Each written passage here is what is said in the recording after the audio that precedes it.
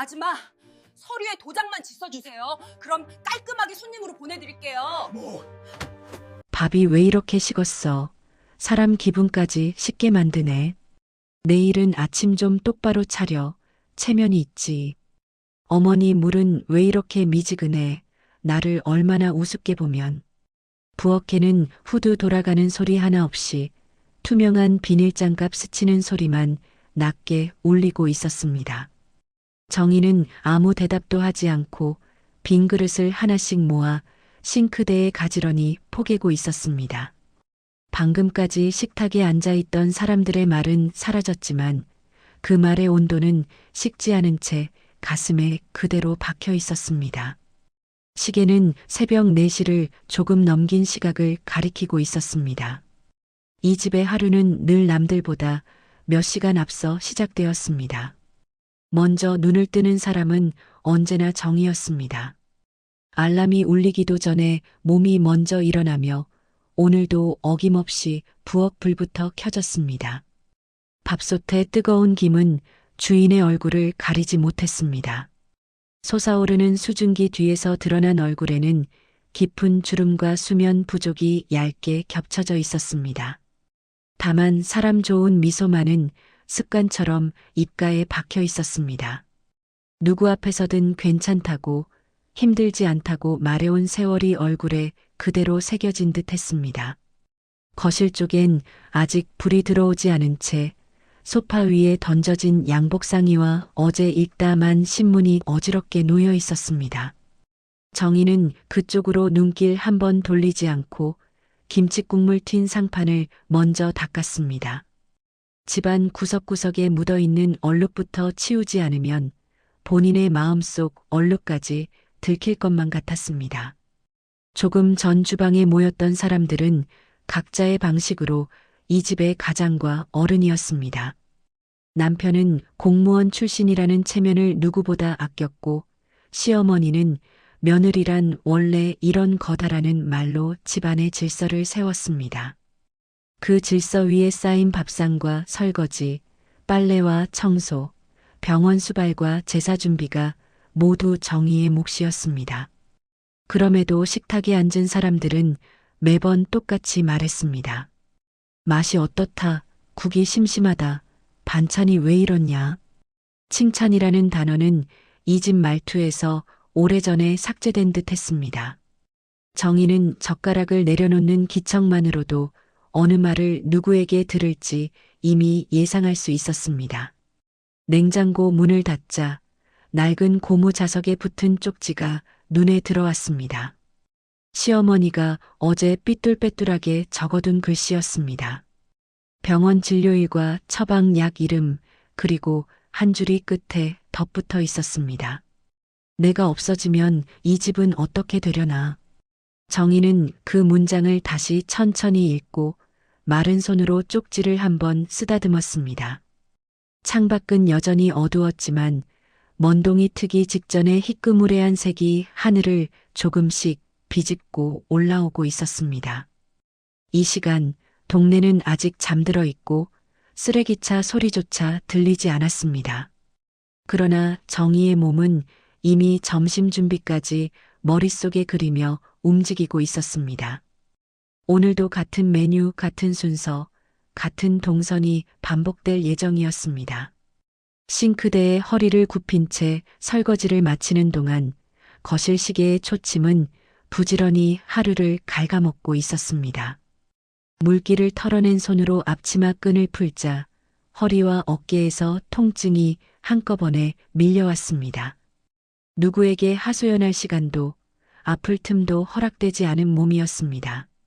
그럼에도 정희는 방 안쪽을 힐끗 바라보며 다시 조용히 미소를 지었습니다. 이 집에서 자신이 흔들리면 안 된다는 생각이 너무 오래 몸에 붙어버렸습니다. 이 정도는 괜찮다. 다들 이렇게 산다라는 말이 버팀목처럼 마음을 눌러왔습니다. 하지만 그 새벽 문득 이런 생각이 가슴 깊은 곳에서 아주 작은 목소리로 올라오고 있었습니다. 이 집의 하루 말고 자신의 하루는 도대체 어디서 시작되는지, 한 번도 제대로 물어본 적이 없다는 사실이었습니다. 너 요즘 얼굴이 영말이 아니야. 한 번밖에 없는 인생인데 남 좋은 일만 하고 사는 거 아니야? 기석 씨 요즘 좀 수상하다는 얘기도 들리더라. 점심 무렵 시장통 안쪽 골목은 삶은 어묵 냄새와 분식집 기름 냄새가 뒤섞여 있었습니다. 길가마다 쌓인 채소 박스와 생선 스티로폼 상자를 피해 사람들은 익숙한 발걸음으로 오갔습니다. 소음과 냄새, 사람 목소리가 뒤엉킨 그 한가운데 오래된 간판이 달린 분식집이 조용히 문을 열고 있었습니다. 문 안으로 들어서자 김이 모락모락 피어올랐습니다. 오랜 친구 미자는 뜨거운 국물 냄비를 가스레인지 옆으로 밀어놓고 앞치마를 털었습니다. 정희는 가게 한쪽 벽에 붙은 연탄 자국 같은 얼룩이 어색하게 정겨워 보이는 테이블에 조심스럽게 앉았습니다. 허리에는 여전히 아침의 피로가 붙어 있었지만 얼굴에는 괜찮다는 표정이 자동으로 떠올랐습니다. 친구는 말없이 컵라면과 김밥 한 줄을 밀어놓았습니다. 돈은 나중에 줘라는 말 대신 자연스럽게 나온 손짓이었습니다. 정희는 젓가락을 들었다가 생각보다 깊은 피로에 식욕이 쉽게 따라오지 않는다는 것을 느꼈습니다. 아침부터 이른 설거지, 새로 올려놓은 반찬 준비, 시어머니 약 챙기기까지 이미 한참을 달려온 뒤였습니다. 미자의 말은 처음엔 농담처럼 들렸습니다. 누구나 하는 잔소리, 너도 좀 너 생각해라 수준의 가벼운 충고처럼 느껴졌습니다. 그러나 이어진 한마디가 공기를 묵직하게 내리눌렀습니다. 기석이 요즘 누군가와 자주 보인다는 말, 동네 사람들 입에 오르내린다는 소문, 정희가 모르는 사이 흘러다니던 이야기들이었습니다. 젓가락 끝이 공중에서 멈췄습니다. 국물에서 올라오는 열기와는 다른 차가운 기운이 목을 잠갔습니다. 정희는 아무 말도 하지 못한 채 뜨거운 국을 한 숟갈 떠입에 넣었습니다. 입안이 데이는 느낌이 오히려 정신을 붙잡아주는 것 같았습니다. 머릿속에서는 여러 장면이 섞여 떠올랐습니다. 늦게 들어온다던 남편의 구겨진 셔츠에서 희미하게 배어나오던 낯선 향수 냄새, 휴대전화 화면을 손바닥으로 급히 가리던 손동작, 몇 달 전부터 부쩍 늘어난 회식과 야근 이야기. 그때마다 스스로를 다독였습니다. 의심하면 내가 나쁜 사람이라고, 내 마음이 더 지친다고, 그냥 믿는 쪽이 편하다고 말입니다. 하지만 수상하다는 이 한 단어는 그동안 억눌러 두었던 모든 장면을 한꺼번에 끌어올리고 있었습니다. 정희는 컵을 두 손으로 꽉 쥐고 따뜻한 플라스틱 외벽에서 전해지는 온기에 집중하려 애썼습니다. 그 온기마저 놓으면 자신이 무엇을 붙잡고 있어야 할지 알 수 없을 것 같았습니다. 가게 창밖으로는 사람들이 평범하게 지나가고 있었습니다. 누군가는 장바구니를 들고, 누군가는 아이 손을 잡고, 누군가는 휴대폰 통화를 하며 성큼성큼 걸음을 옮기고 있었습니다. 그 풍경은 오랫동안 정희에게 남들도 다 이렇게 산다라는 위안을 주었습니다. 그러나 그날만큼은 저 사람들 삶 어딘가엔 자기 이름 석자를 붙일 자리라도 있을지 모른다는 생각이 스치고 지나갔습니다. 미자는 더 캐묻지 않았습니다. 오랫동안 지켜본 친구의 표정만으로도 지금 어떤 생각들이 머릿속을 휘저으며 지나가는지 충분히 알고 있는 듯 했습니다. 대신 김밥 뚜껑을 닫고 국물에 떡을 하나 더 넣어주며 작은 위로를 건넸습니다. 정희는 그 행동에 담긴 마음을 알면서도 괜찮다는 말조차 꺼내기 어려웠습니다. 분식집 문을 나와 시장 골목으로 걸어나갈 때 햇빛은 이전과 똑같이 쏟아지고 있었습니다. 그러나 눈부신 빛 아래서 길은 조금 더 낯설게 보였습니다. 집으로 가는 길인지 돌아가야 할 곳이 맞는지 발걸음이 잠시 망설이는 순간이 찾아오고 있었습니다. 오늘은 엄마 생일이잖아. 다 같이 웃으면서 먹자. 그래, 축하 노래부터 하자고. 그거 끝나면 이야기 좀 하자. 중요한 얘기니까. 거실 테이블 위에는 보기에도 소박한 생일상이 차려져 있었습니다. 미역국과 잡채, 몇 가지 나물과 장조림, 그리고 작은 케이크 하나가 가운데 자리를 지키고 있었습니다. 형식적으로 꽂힌 촛불은 숫자를 말해주지 않았지만 그 위에 쌓인 세월의 무게는 굳이 설명하지 않아도 느껴졌습니다. 정희는 의자를 당겨 앉은 사람들의 식기를 살피며 습관처럼 반찬 그릇을 조금씩 옮겼습니다. 누가 어떤 반찬을 좋아하는지 이미 몸이 기억하고 있어서 특별히 생각할 필요도 없었습니다. 주방과 거실 사이를 오가는 발걸음에서 수십 년 동안 같은 동선을 반복해온 흔적이 자연스럽게 묻어 있었습니다. 잠시 후 촛불이 꺼지고 박수 소리가 짧게 울렸습니다. 축하 노래는 길지 않았고 환한 웃음도 오래가지 않았습니다. 자리에는 가족이라는 이름을 가진 사람들이 둘러앉아 있었지만 각자의 눈빛은 다른 방향을 바라보고 있었습니다. 익숙한 듯 어색한 침묵이 식탁 위에 내려앉았습니다. 그 침묵을 깨는 것은 언제나 남편 쪽이었습니다. 기석은 케이크를 한번 흘끗 본 뒤 의자 등받이에 몸을 기대고 서류 봉투 하나를 테이블 위에 올려놓았습니다. 칼을 꺼내듯 손바닥으로 봉투를 밀어 중심 쪽으로 끌어당겼습니다.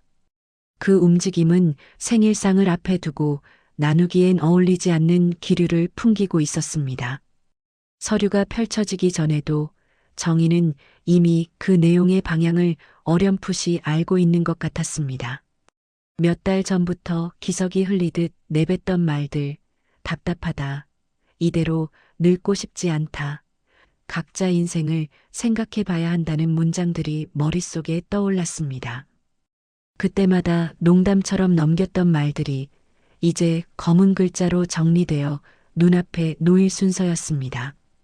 케이크 냄새와 미역국 냄새가 섞여 있던 공기에는 갑자기 종이 냄새가 더해졌습니다. 한 장, 두 장 흘러넘기는 소리에 맞춰 가족들의 시선이 서류로 옮겨졌습니다. 서류 위에 찍힌 단어는 낯설지 않았습니다. 그러나 오늘 이 자리에서 읽히는 순간 그것은 완전히 다른 의미를 가지게 되고 있었습니다. 식탁 한쪽에는 말순이 조용히 앉아 있었습니다. 눈빛은 나이를 잊은 듯 또렷했고 손은 지팡이를 쥔 채 미세하게 떨리고 있었습니다. 치매라는 이름표가 붙어 있었지만 지금만큼은 모든 상황을 정확히 이해하고 있다는 기색이 분명했습니다. 입술이 조금씩 달싹였지만 그 목소리는 끝내 밖으로 나오지 않았습니다. 종이 위에 문장을 따라가던 정희의 눈은 어느 지점에서 멈췄습니다. 협의 이혼이라는 단어와 집에서 나가야 한다는 조항, 재산 분할에 관한 애매한 문구들이 한꺼번에 시야 속으로 밀려들었습니다. 순간 손끝이 얼어붙는 것처럼 감각이 흐려졌습니다. 지금까지의 세월이 몇 줄의 활자로 정리되는 장면을 보고 있다는 사실이 믿기지 않았습니다. 그 순간만큼은 소리도 멀어져 가는 듯 했습니다. 누군가는 무언가를 설명하고 있었고 누군가는 변명하듯 말을 이어가고 있었습니다. 그러나 정희의 귀에는 사람 목소리 대신 오래전 이 집에 처음 들어올 때 들었던 현관문 여닫는 소리만 희미하게 다시 울리고 있었습니다. 그때의 설렘과 두려움이 뒤섞인 감정은 이미 사라진 지 오래였습니다. 시어머니의 손가락이 떨리며 테이블을 두드리는 모습이 눈에 들어왔습니다. 그 떨림은 분노인지 슬픔인지 후회인지 하나로 단정하기 어려운 울림이었습니다. 그러다 말수는 고개를 들어 정희를 바라보았습니다. 말없이 눈이 마주친 순간 정희는 그 시선 속에서 한 가지 마음만은 분명히 읽을 수 있었습니다. 이 상황에서 죄책감을 먼저 떠올리지 말라는 늦게 전해지는 당부 같았습니다. 이거나 들고 나가 길 가다가 버려. 괜히 미련 남기지 말고 깨끗이 비우고 가. 너 어디 가서도 절대로 고개 숙이지 마. 현관문 앞 바닥에는 여행 가방 하나와 종이 상자 몇 개가 줄지어 서 있었습니다. 집안에서 흘러나오는 익숙한 냄새는 그대로였지만 그 냄새가 더 이상 자신을 위한 것이 아니라는 사실을 온몸으로 이해하고 있는 순간이었습니다. 신발장 위에는 오래 사용한 열쇠고리가 놓여 있었고 그 옆에 놓인 사진 속 웃음은 이제 과거라는 시간 속에 고정되어 있었습니다. 정희는 마지막으로 거실 쪽을 돌아보지 않기로 했습니다. 눈길을 주는 순간 무언가를 붙잡고 싶어지는 마음이 다시 고개를 들 것 같았습니다. 대신 발끝을 내려다보며 신발끈을 고쳐 메었습니다. 너무 오래 서 있어서인지 발목이 묵직하게 느껴졌습니다. 그때 등 뒤에서 무언가가 앞으로 날아와 발치에 툭 떨어졌습니다. 낡은 천으로 꽁꽁 묶인 묵직한 꾸러미 하나였습니다. 거친 숨소리가 섞인 시어머니의 목소리가 등 뒤에서 들려왔습니다. 표정은 읽을 수 없었지만 손동작에는 분명한 힘이 실려 있었습니다. 꾸러미는 생각보다 무거웠습니다. 쓰지 않는 이불이나 낡은 옷가지 정도일 거라는 예상과는 다른 감촉이 손바닥으로 전해졌습니다. 그러나 이 집의 문턱을 넘는 마지막 순간 정희는 그것의 정체를 굳이 확인하고 싶지 않았습니다. 버리고 가라는 말이 자꾸 귀에 맴돌고 있었습니다. 골목 끝으로 나와 택시를 잡는 동안 어깨에 매단 가방 끈이 살갗을 눌렀습니다. 손에는 캐리어 손잡이와 꾸러미, 가슴속에는 아직 정리되지 않은 말들이 섞여 있었습니다. 택시 뒷좌석에 몸을 싣자 허리가 저릿하게 쑤셨습니다. 창밖으로 집이 멀어지는 풍경이 스쳐 지나갔지만 정희는 끝까지 고개를 돌리지 않았습니다. 도착한 곳은 친구 미자의 집이었습니다. 허름한 빌라 복도는 형광등 불빛 하나에 의지하고 있었고 계단 모서리에는 오래 쌓인 먼지가 얇게 덮여 있었습니다. 그러나 문이 열리자마자 튀어나온 것은 따뜻한 인사와 허둥지둥 내미는 슬리퍼였습니다. 좁은 거실과 작은 방이 전부인 공간이었지만 그 안의 공기에는 묘한 안도가 섞여 있었습니다. 잠시 숨을 고른 뒤 둘은 작은 방 한쪽 구석에 꾸러미를 내려놓았습니다.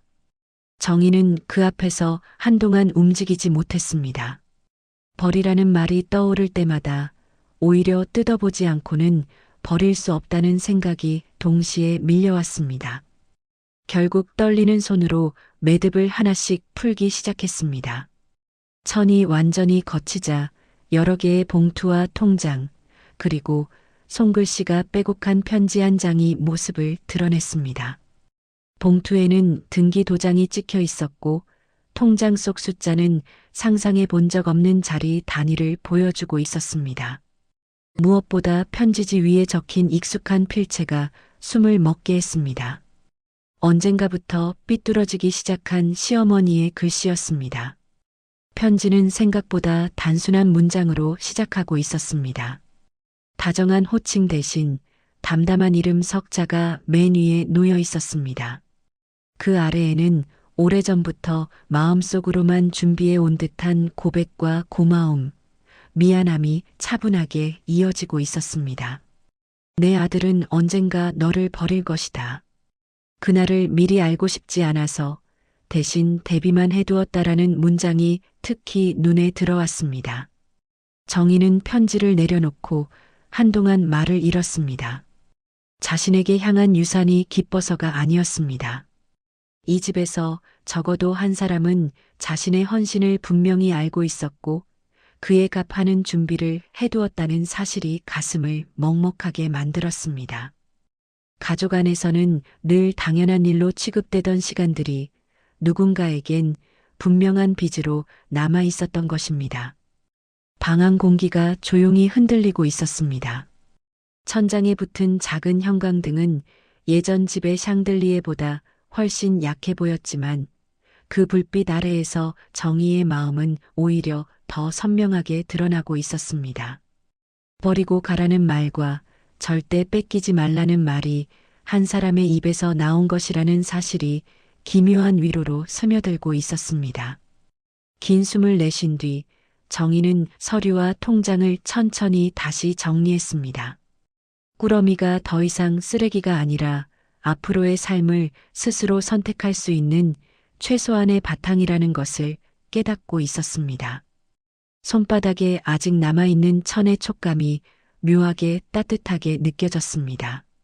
이제 어디로 가야 할지 처음으로 자신이 직접 도착지를 정할 수 있는 시간이 다가오고 있었습니다. 진짜 할 거야? 내 이름 걸고 언니 손 마시면 손님들 줄 설걸. 이제 남 밥상 말고 내 밥상 좀 차려봐.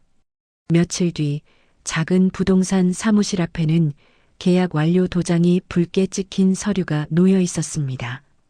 한쪽에는 낡았지만 햇빛이 잘 들어오는 소형 상가 사진이 붙어 있었고 다른 한쪽에는 아담한 아파트 내부 사진이 클립에 묶여 있었습니다. 정희는 여러 번 읽은 문장을 다시 확인하듯 자신의 이름이 적힌 계약서를 한 번 더 훑어보았습니다. 잉크가 번지지 않았는지 숫자가 잘못 찍힌 곳은 없는지 천천히 살펴보았습니다. 처음으로 주소 한 줄 옆에 자신의 이름만 단독으로 쓰여 있었습니다. 누구의 아내, 누구의 며느리라는 수식 없이 적힌 네 글자가 종이 위에 또렷하게 박혀 있었습니다. 단순한 문서일 뿐인데 그 종이 한 장이 몸무게까지 바꾸는 것처럼 어깨에서 무언가가 내려가는 느낌이었습니다. 긴장과 안도 두 가지 감정이 번갈아가며 가슴을 두드리고 있었습니다. 상가 안은 처음 들어갔을 땐 텅 비어 있었습니다. 벽지는 오래되어 군데군데 변색되어 있었고 바닥에는 누군가 사용하다 떠난 흔적이 희미하게 남아 있었습니다. 그러나 정희의 눈에는 이미 다른 풍경이 겹쳐지고 있었습니다. 한쪽에는 김치통과 반찬 용기가 쌓여 있고 다른 한쪽에는 도시락 포장 상자가 배치된 모습이 그려졌습니다. 며칠 동안 상가를 고치고 새로 선반을 들이고 중고 냉장 쇼케이스를 들여놓는 작업이 이어졌습니다. 힘에 부친 순간마다 미자가 어깨를 잡고 함께 박스를 옮겼습니다. 직접 칠한 흰 페인트가 마르자 공간은 전보다 훨씬 넓어 보였습니다. 빈자리마다 어떤 반찬을 채울지 상상하는 재미가 생기기 시작했습니다. 가장 고민스러웠던 것은 간판이었습니다. 평생 다른 사람 이름으로 된 명절 상만 차리다가 처음으로 자기 이름을 어디에 걸어야 하는 순간이었습니다. 여러 후보가 오갔지만 결국 가장 단순한 문장으로 결정되었습니다. 한정희의 집밥 한 상이라는 말이 낯설면서도 이상하게 잘 맞아 떨어졌습니다. 간판이 걸리던 날 골목 모퉁이에서 가게를 바라보는 눈빛에는 두려움과 설렘이 동시에 들어 있었습니다. 혹시라도 단골이 생기지 않으면 어떡하나, 장사가 안 되면 다시 돌아갈 곳이 있을까 하는 걱정이 스쳤습니다. 그러나 뒤돌아갈 집이 이미 사라졌다는 사실이 오히려 발걸음을 앞으로 밀어주고 있었습니다. 첫날 유리문을 여는 손은 약간 떨렸습니다. 가게 안에는 아직 손님 한 명 없었지만 정갈하게 담긴 반찬들이 투명 용기 안에서 색을 뽐내고 있었습니다. 김치의 붉은색, 나물의 초록색, 장조림의 갈색이 어우러져 마치 새로운 시작을 위한 작은 축하처럼 보였습니다. 가게 안 공기에는 삶은 달걀과 간장 냄새가 은은하게 섞여 있었습니다. 문이 열리고 첫 손님이 들어왔을 때 정희는 잠시 말을 잊었습니다. 동네에 살던 할머니 한 분이었습니다. 유리문 위에 새로 달린 간판을 한번 올려다보고 안으로 들어와 선반을 둘러보았습니다. 눈이 반찬 위를 천천히 훑고 지나갈 때마다 가슴이 두근거렸습니다. 손님이 김치와 2가지 반찬을 골라 계산대 쪽으로 오자 작은 떨림이 손끝까지 올라왔습니다. 현금을 받아 거스름돈을 건네는 단순한 동작조차 어색하게 느껴졌지만 동시에 통 안에 차곡차곡 쌓인 동전과 지폐가 앞으로의 시간을 약속해 주는 것처럼 보였습니다. 이 돈은 누가 준 용돈이 아니라 자신의 노동과 시간에 대한 대가였습니다. 점심이 지나갈 즈음 가게 앞에는 생각보다 많은 발걸음이 들렀습니다. 누군가는 소문 듣고 왔다고 했고 누군가는 새 집밥 가게라길래 한번 구경 왔다고 했습니다. 사람들의 짧은 칭찬과 맛있다는 한마디가 그동안 들을 수 없었던 위로처럼 마음에 남았습니다. 가게 문을 닫을 시간이 가까워질수록 피로보다 충만함이 몸을 채우고 있었습니다. 하루 매출을 세며 의자에 앉았을 때 정희는 조용히 숨을 고르며 주변을 둘러보았습니다. 비록 좁은 가게였지만 이 안의 모든 것은 타인의 기준이 아니라 자신의 선택으로 채워진 것들이었습니다. 그 사실이 무엇보다도 특별한 의미를 지니고 있었습니다. 계산대 위에 올려놓은 오래된 휴대전화가 진동을 울렸을 때 그녀는 본능적으로 가슴이 철렁 내려앉는 것을 느꼈습니다.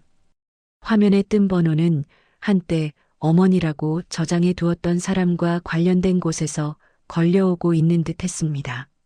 전화 속 목소리는 낯설었습니다. 한정혜 씨 맞으시죠? 보호자분 연락이 안 돼서요.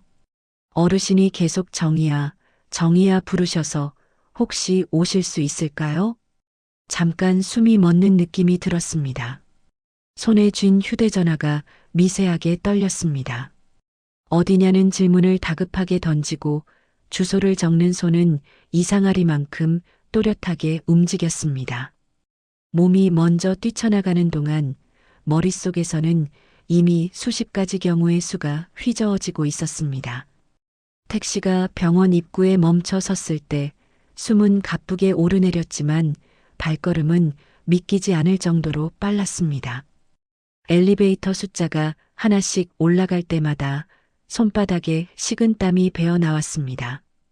간호사가 기다리고 있었습니다. 환자분이 많이 찾으셨어요. 다른 분들 오셨다가 금방 나가시더라고요. 커튼을 젖히자 말수는 마른 몸을 침대에 파묻은 채 누워 있었습니다. 산소줄이 콧등을 눌러 내려앉아 있었고 주름진 손등 위로 혈관이 도드라져 보였습니다. 그러나 눈을 뜨는 순간 그 시선만큼은 누구보다 선명했습니다. 정희야? 그 한마디에 억지로 버티고 있던 마음이 무너져 내렸습니다. 정희는 침대 곁 의자에 앉으며 손을 덥석 잡았습니다. 말라붙은 손가락이 살짝 움켜쥐었습니다. 어머니, 저예요. 늦어서 죄송해요. 내가 왜 늦었어? 나 배고파 죽는 줄 알았잖아. 투정인지 진심인지 모를 말이 나왔지만 입가에는 분명한 안도의 웃음이 번지고 있었습니다. 간호사는 미리 데워둔 죽을 가져왔습니다. 숟가락을 들어 한 숟갈씩 떠먹이는 동안 말순의 표정은 아이처럼 순해졌다가도 문득 또렷한 빛을 띠곤 했습니다. 저 집 잘 나왔지? 문득 튀어나온 말에 정희는 손을 멈췄습니다. 어머니, 꾸러미요? 그래, 그 낡은 천. 버리라고 했는데 안 버렸지? 말수는 숨을 고르며 낮게 웃었습니다. 내가 버릴 애가 아니지. 그래서 다행이야. 병실 형광등 아래에서 시간이 거꾸로 흘러가는 듯한 이야기가 이어졌습니다. 아들이 언젠가 자신을 밀어낼 거라는 막연한 두려움, 그럴 때 가장 먼저 상처받을 사람이 누구일지 알고 있었다는 고백, 그래서 일부러 치매인 척하며 사람들의 속을 들여다봤다는 고백까지 담담하게 흘러나왔습니다. 여기저기서 내 눈치만 보는 거 보고 알았다. 진짜 누가 날 생각하는지. 끝까지 밥 떠 넣어주고 약 챙겨주고 새벽에 내 기침 소리 듣고도 한숨 한 번 안 쉬는 사람 그게 누구였겠니? 말순의 눈가가 젖었습니다. 그 집은 내 아들 거 안 만들려고 미리 내 이름으로 옮겨놨다. 돈도 마찬가지고. 나 죽고 뒤늦게 시끄러워질 것 뻔하지만 그건 지들이 싸워야 할 몫이다. 정희는 고개를 세차게 저었습니다. 어머니, 전 그런 거 바라지 않았어요. 그냥 같이 밥 먹어주시는 것만으로도 충분했어요. 바라지 않았으니까 줄 자격이 있는 거다. 말수는 숨을 고르며 다시 속삭였습니다. 딱 하나만 약속해라. 다시는 남밥값 치른다는 소리 내 입으로 하지 마라. 앞으로는 내 밥값 내가 내한테 쳐줘라. 알겠지? 그 부탁이 병실 공기 속에 오래 머물렀습니다. 의료기계들의 규칙적인 소리 사이로 두 사람의 호흡만 조용히 오르내리고 있었습니다. 밖으로 나오는 복도는 새벽보다 더 고요했습니다. 그러나 정희의 발걸음은 예전 어느 때보다 묵직하게 그리고 단단하게 바닥을 밟고 있었습니다. 이제 이 싸움은 누가 더 욕심 많으냐의 문제가 아니라 누구의 시간을 지켜낼 것이냐의 문제가 되어가고 있었습니다. 며칠 뒤 병원에서 걸려온 전화는 그 어느 때보다 짧고 냉정했습니다. 상태가 위중하시다라는 말 뒤에 이어진 말은 준비해 두라는 권유에 가까웠습니다. 정희가 허겁지겁 달려갔을 때 말순의 호흡은 이미 가늘게 줄어든 상태였습니다. 정희야. 희미하게 부르는 소리에 정희는 얼른 손을 잡았습니다. 저 여기 있어요, 어머니. 밥 고마웠다. 나 내 덕에 안 외로웠다. 짧은 문장이었지만 평생 듣지 못한 인정이 그 안에 담겨 있었습니다. 심전도 모니터의 선이 한번 길게 울리고 나서야 의사가 조용히 시간을 선언했습니다. 공기의 온도는 그대로였지만 병실 안의 시간은 그 순간 멈춰버린 듯 했습니다. 장례식장은 정신없이 흘러갔습니다. 흰 국화, 검은 옷, 형식적인 조문 인사. 상주석에는 기석이 앉아 있었고 그의 옆에는 언제부터인가 자연스럽게 자리를 차지한 서윤이 앉아 있었습니다. 조문객들은 두 사람을 한 몸처럼 인식하는 듯한 눈빛을 보내고 있었습니다. 정희는 조금 떨어진 자리에서 조용히 분양만 반복했습니다. 며느리라는 호칭은 이미 이 집에서 지워진 지 오래였지만 말순 영정 앞에서만큼은 그 이름으로 불리고 싶다는 마음이 남아 있었습니다. 그러나 서윤의 시선은 날카롭게 날아왔습니다. 여긴 이제 가족 자리예요. 너무 앞에서 얼쩡거리지 마시죠. 기석은 대놓고 말리지는 않았지만 대신 애매한 말로 선을 그었습니다. 이혼했으면 이제 남이지. 그냥 손님처럼 있다가 가. 그 말에도 정희는 자리를 뜨지 않았습니다. 마지막 밤을 지키고 마지막 향을 올릴 권리가 자신에게도 있다고 믿고 싶었습니다. 여전히 손에는 말순이 남긴 꾸러미 암편지의 문장이 남아 있었습니다.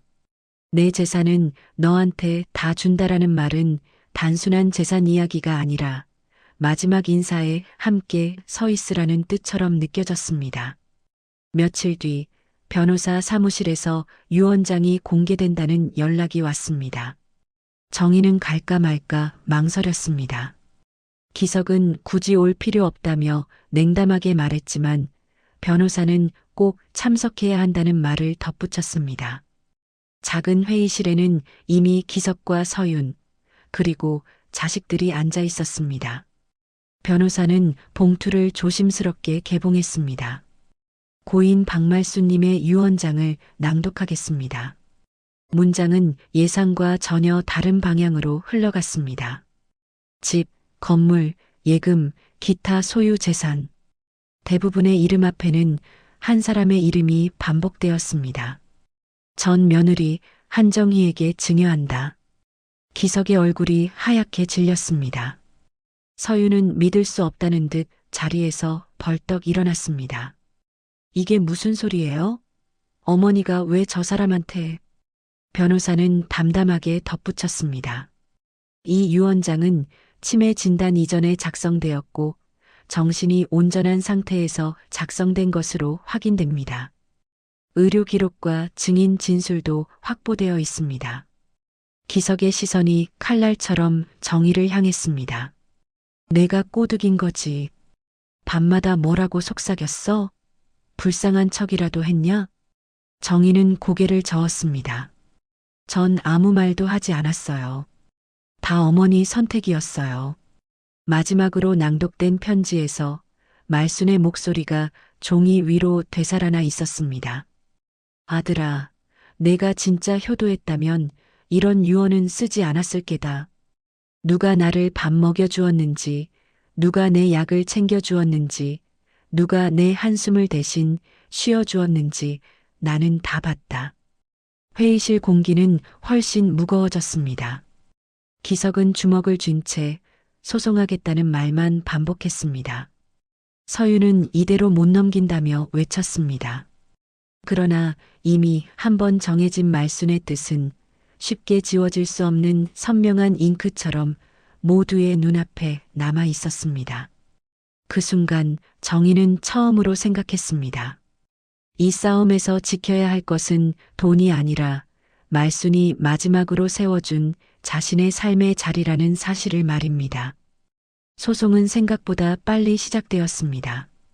두툼한 서류철과 준비서면, 법률 용어들이 쏟아지는 동안 정의는 낯선 단어들 사이에서 자신이 다시 작아지는 느낌을 여러 번 받았습니다.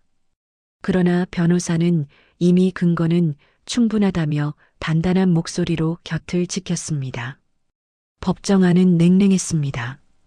판사의 시선이 양쪽을 차례로 훑쳤습니다.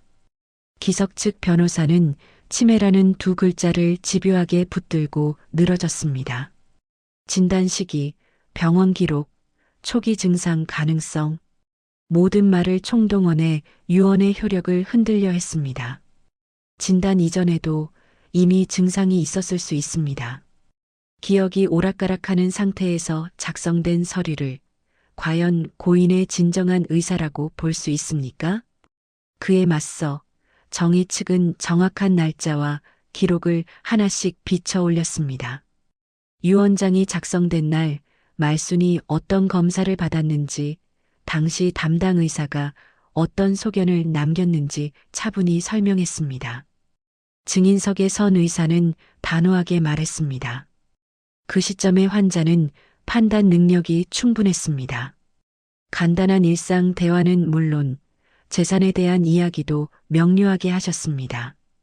기석은 견디지 못하고 중간중간 끼어들려 했습니다. 우리 엄만 원래도 깜빡깜빡했어요. 글자도 잘 못 쓰시고 그걸 어떻게 믿어요? 판사는 단호하게 손을 들었습니다. 감정적인 말씀은 삼가 주십시오.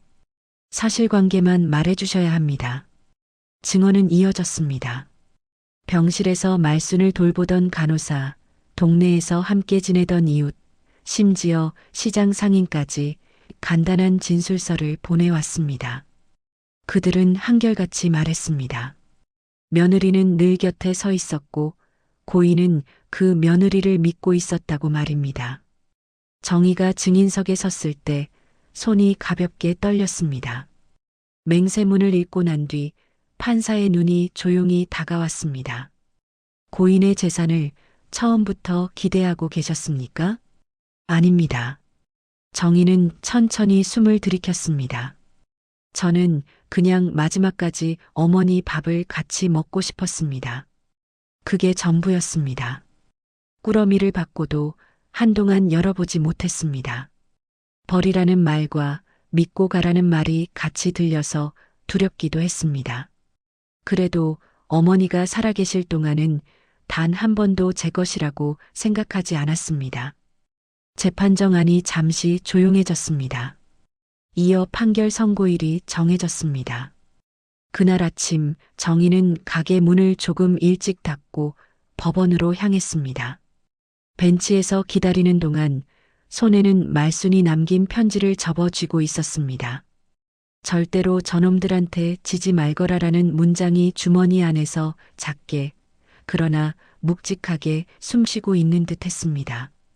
판사가 들어오고 모두가 자리에서 일어났습니다. 선고문은 길지 않았습니다. 원고의 청구를 기각한다. 피상속인의 유언은 법적으로 유효하다. 그 한 줄이 끝나기도 전에 기석의 어깨는 축 늘어졌습니다. 서윤은 입술을 깨물며 눈을 돌렸습니다. 반면 정희는 이 모든 싸움이 단지 자신이 이겼다는 의미로만 느껴지지 않았습니다. 오히려 말순이 치매라는 병보다 먼저 자신의 의지로 삶을 정리하고 떠났다는 증거를 공식적으로 인정받는 순간처럼 느껴졌습니다. 재판정을 나오는 계단 위에서 햇빛이 눈부시게 내려앉았습니다. 계단 손잡이에 손을 얹은 채 정희는 짧게 중얼거렸습니다. 어머니, 해냈어요.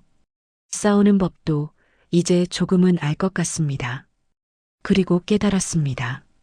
이제부터 싸워야 할 상대는 남편도 세상도 아니라 나는 원래 이런 삶이 어울린다라고 말하던 오래된 자기 자신이라는 사실이었습니다. 판결이 난 지 며칠 뒤 가게 문 앞에 낯선 기운이 서 있었습니다. 아니, 낯설지 않은 얼굴들이었습니다. 문을 열고 들어온 기석과 서윤은 예전의 당당함을 잃은 표정으로 서 있었습니다. 옷차림은 여전히 번듯했지만 구겨진 시선 속에는 여러 번의 좌절이 묻어 있었습니다. 손님들이 있는 안쪽에서는 익숙한 목소리들이 오가고 있었습니다. 사장님, 오늘도 그 무말랭이 좀 더 주세요. 이 집 깍두기 먹으면 옛날 우리 엄마 밥상이 생각난다니까. 그 말들이 기석의 자존심을 더 자극하는 듯 했습니다. 그는 문가에서 한참을 망설이다 결국 정희를 향해 한 걸음 다가왔습니다. 잠깐 밖에서 얘기 좀 하자. 가게 옆 골목은 햇빛이 덜 드는 만큼 말도 덜 들리는 자리였습니다. 그곳에 서자마자 기석은 갑자기 무릎을 꿇었습니다. 서윤도 따라 무릎을 꿇고 두 손을 모았습니다. 제발 조금만 도와줘. 우린 지금 정말 막다른 골목이야. 카페도 문 닫았고 비톡촉 전화가 하루에도 몇 번씩 와. 집도 뺏기게 생겼어. 기석의 목소리는 더 이상 허세와 체면을 지키지 못하고 있었습니다. 정희는 당황해 한 발 물러섰습니다. 일어나세요. 사람들이 다 봐요. 보기 좋지, 이 꼴. 그래도 무릎이라도 꿇으면 내가 예전 생각하고 마음 좀 돌릴까 싶어서. 기석은 고개를 들지 못한 채 마른 웃음을 흘렸습니다. 서윤 역시 울먹이며 말을 이었습니다. 저 잘못한 거 알아요. 하지만 사람은 누구나 실수하잖아요. 한 번만 살려주세요. 한때 가족이었던 사람들의 눈물이 이제는 낯선 감정들을 불러일으키고 있었습니다. 안쓰러움, 분노, 피로, 그리고 아주 작은 연민까지 뒤섞여 마음을 치고 지나갔습니다.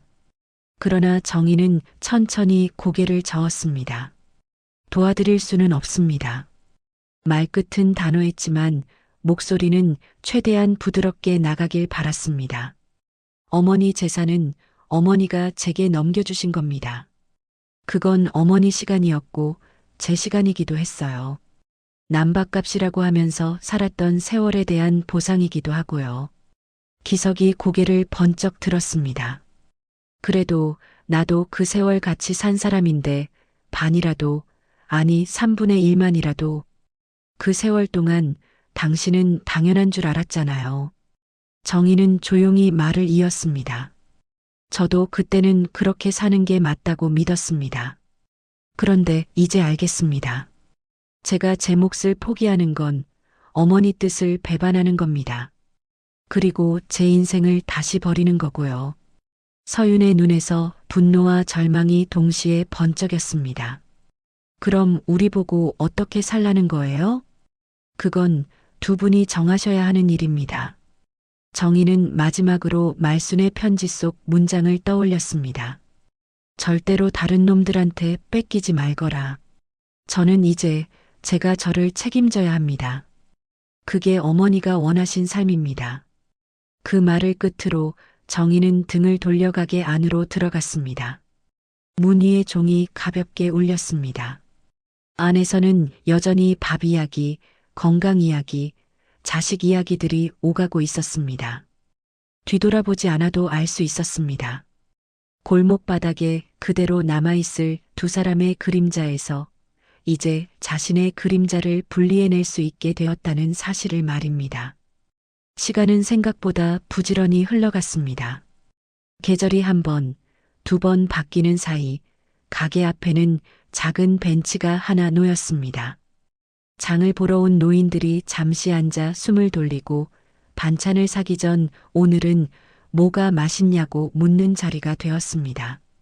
사장님, 이거 치매센터에서 왔다고 하던데요? 단골 손님이 전단지를 건네주자 정희는 환하게 웃으며 고개를 끄덕였습니다. 네, 어머님 또래분들 돕는데 조금 보태고 있습니다. 예전에 제가 많이 도움받았던 기억이 있어서요.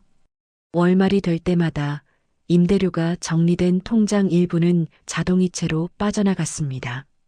치매 어르신 돌봄 단체, 요양사각지대 후원 계좌, 그리고 형편 어려운 노인들이 이용하는 무료 급식소까지 여러 곳으로 나뉘어 흘러갔습니다. 숫자는 줄어들었지만 마음 안에는 이상하게도 더 넉넉해지는 감각이 자리 잡았습니다. 가게 안 한쪽 벽에는 작고 소박한 액자가 하나 걸려 있었습니다. 말순이 웃으며 앉아있는 사진이었습니다. 영정 사진보다 훨씬 편안한 표정이어서 일부러 그 사진을 골랐습니다.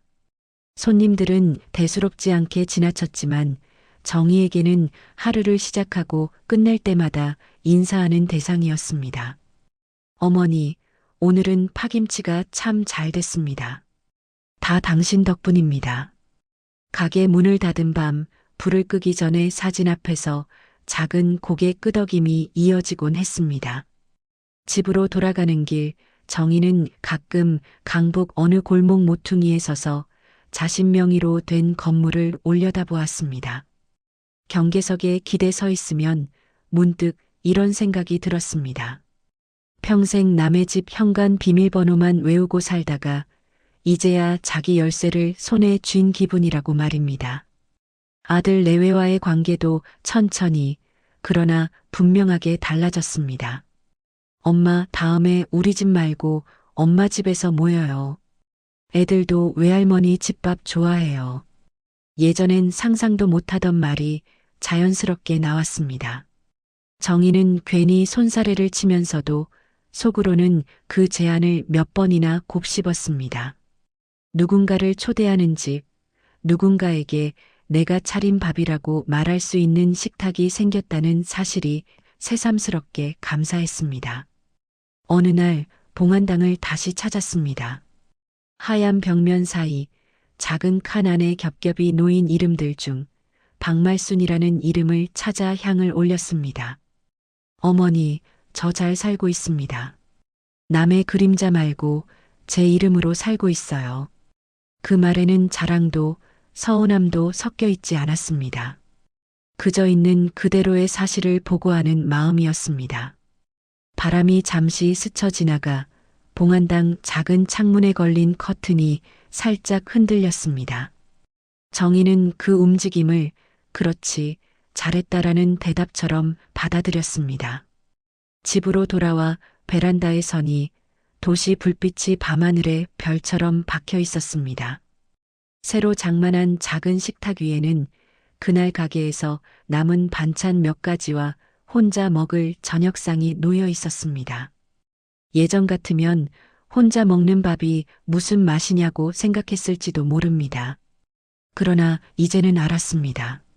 누구와 먹느냐 못지않게 어떤 마음으로 먹느냐가 중요하다는 사실을 말입니다. 정희는 조용히 중얼거렸습니다. 이제 진짜 한정희로 살겠습니다. 누군가의 며느리 말고 누군가의 그림자 말고요. 그날 밤 잠들기 전 창문을 닫으며 마음속에서 오래된 문장 하나가 또렷하게 떠올랐습니다. 환갑날 이혼당한 여자는 이제 없다. 대신 늦게나마 자기 이름을 되찾은 사람이 있다. 그 문장을 가슴 안에 조용히 접어넣고 눈을 감았을 때 오랫동안 잊고 지냈던 평온한 잠이 찾아오고 있었습니다. 그리고 다음 날 아침 새벽 4시가 아닌 해가 조금 올라온 시간에 눈을 뜬 자신을 발견하며 미소를 지었습니다. 이 집의 하루는 더 이상 남을 위한 밥상으로 시작되지 않았습니다. 이제 자신의 삶을 위해 차리는 첫 끼로 시작되고 있었습니다.